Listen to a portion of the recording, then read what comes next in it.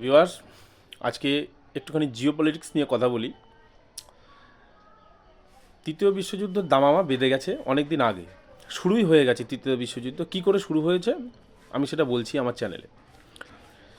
বিষয়টা হচ্ছে যে শুধু যে দুমদাম করে সেল পড়লো, পরমাণু বোম পড়লো, বড় বড় মিসাইল পড়লো, তাতে যুদ্ধ হয় না।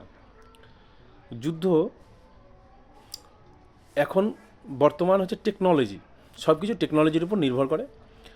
তো টেকনোলজি দিয়ে কিন্তু এখন যুদ্ধ হচ্ছে, কোন দেশকে কীভাবে বসাতে হবে, কীভাবে ধ্বংস করতে হবে। এরকমই যুদ্ধ কিন্তু শুরু হয়ে গেছে অনেক দিন আগে, আজ থেকে প্রায় 3-4 বছর আগে শুরু হয়ে গেছে, তারও বেশি। তো এটাকে বলা হয় অর্থনৈতিক যুদ্ধ, যেটাকে বলা হয় আরও ভালো ভাষায় ইংরেজিতে বলা হয় ইকোনমিক্যাল ওয়ার। তো এখানে আমেরিকাকে কী করে ধ্বংস করতে হবে অর্থনৈতিক দিক দিয়ে, সেই যুদ্ধ কিন্তু চীন, রাশিয়া এবং ভারতবর্ষ সহ বিভিন্ন দেশগুলো মিলে কিন্তু শুরু করে দিয়েছে।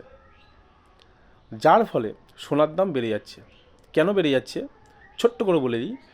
এখানে কিন্তু ডলারাইজেশন শুরু হয়ে গেছে।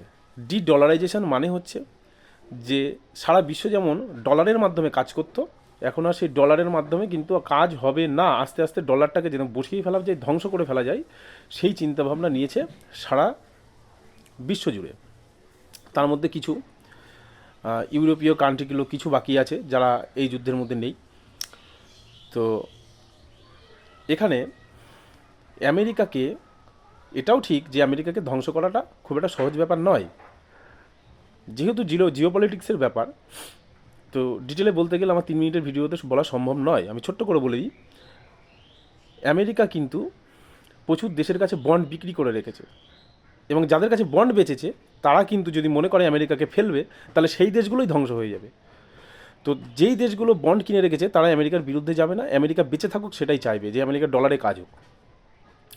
কিন্তু রাশিয়া, ভারত, চীন এরা চাইবে না কোনো সময় যে ডলারের মাধ্যমে আমরা কাজ করব। তো এইভাবে কিন্তু তৃতীয় বিশ্বযুদ্ধ অলরেডি শুরু হয়ে গেছে।